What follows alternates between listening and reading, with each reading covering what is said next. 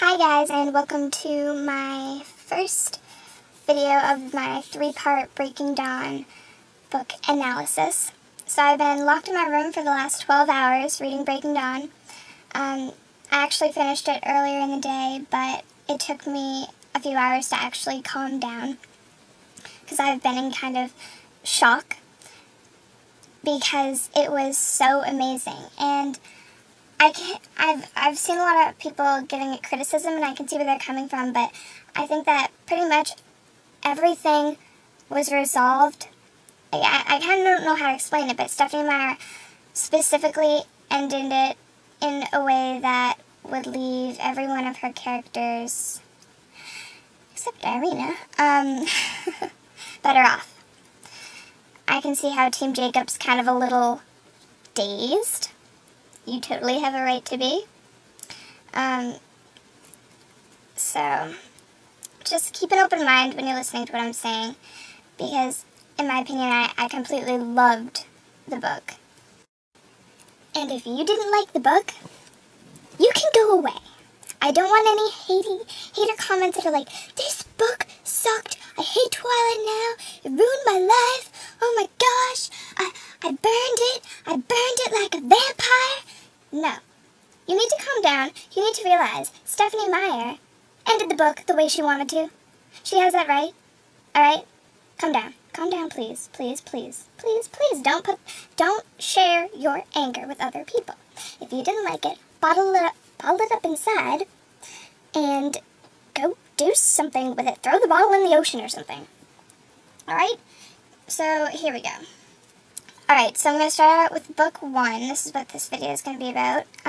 It's told in Bella's perspective, which I liked. So it's pretty much Bella's wedding and honeymoon. And it was so fun to read because it was just pretty much out of a fairy tale. And the wedding was so perfect, and Alice got so many things right. And a lot of the quotes that were used, the Breaking Dawn quotes that they released, were actually in the first section, and that kind of surprised me. I thought they were going to wait till later. Yeah, so I think that the fact that they made Bella so beautiful looking was really nice. The way I loved when Emmett cut in and danced with Bella, and he calls her his little sister, and I thought that was so cute. And the way that Edward is just so proud to call her his wife. And it's when he introduces her to people, and it's just so amazing. And then Jacob comes to the wedding, and since I'm Team Edward, I was kind of like, but it was okay. I didn't like how he lost his temper, though, and had to be held back. I mean, it's Bella's wedding day. Even though what he realized was kind of big, I thought that his reaction to that was going to make Edward realize, like, oh my gosh, I totally can't do this. Then they went on their honeymoon, which I thought was, like, the cutest place, like a little island Esme, wow. And what happened there was just perfect in every way. Bella and Edward have such a strong connection that it would have been amazing no matter what, so. So the feather situation with, like, that quote that had been released from Breaking Dawn that Bella was like, why am I covered in feathers? We finally got to figure out why that was. You know. I thought that the superstitious cleanup people were kind of funny. But the fact that Bella got pregnant, like, oh my gosh. I totally didn't think that was possible. When that happened, that completely threw me. Like, I kind of got a sense of it when she was eating a lot. Like, in the back of my head, I was like, oh, that's kind of like, but I put it off in my mind, in the back of my mind. And then when she started throwing up, I was like, no way. But way, oh my gosh. And I was growing so fast, and I was like, holy crap, I did not expect this. All my predictions are completely thrown. This is so, oh my gosh. And I went into, like, complete panic mode for a few seconds. Calmed down, kept reading.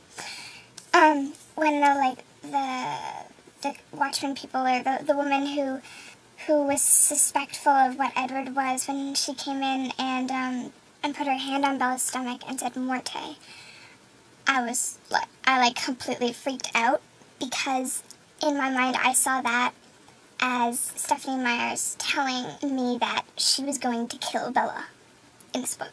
I completely freaked out. I was like, oh my gosh, this kid lives and Edward and Bella dies. That would be, oh my gosh, because I'm a writer myself and I don't try to keep an open mind with this, right?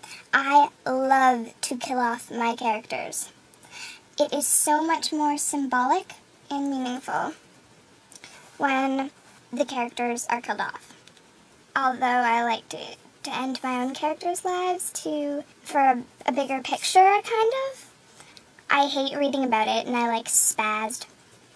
And it was 2 in the morning, and I kind of woke up my sister with my spasms, and she got really angry at me. So, I was really caught off guard by how Edward reacted when he said, "We need to get that thing out of you," and I immediately knew that Bella was going to have the baby, because, I don't know, that I knew that she was going to, but the fact that Edward didn't want her to kind of caught me off guard. And that's when the lovely scene of the wedding and then their honeymoon and all of that they had in the high school love that they had in New Moon and Twilight and Eclipse, completely how light that was and easy to read.